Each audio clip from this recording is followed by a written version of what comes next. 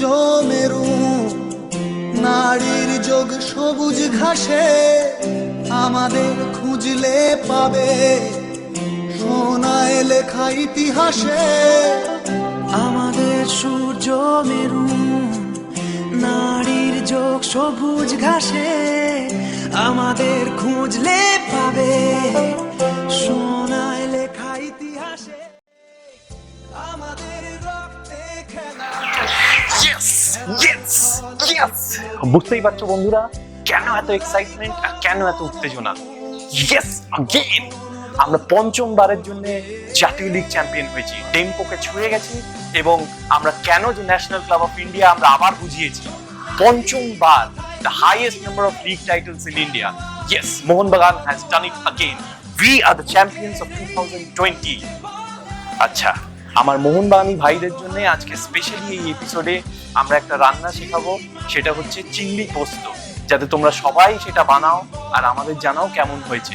আর যারা মোহনবাগানী সাপোর্টার নাও কিন্তু তবুও ফুটবল ভালোবাসো, তাদের জন্য এই রেসিপিটা রইলো, করে খাও এবং আমাদের জানাও কেমন হয়েছে। কিন্তু তার আগে আমাদের সহযোগিতা করো এবং এই চ্যানেলটাকে সাবস্ক্রাইব করো আর ওই বেল আইকনটাকে প্রেস করো। ওকে, আর সময় নষ্ট না করে তাহলে চলো আজকে রেসিপিটা দেখে নিই।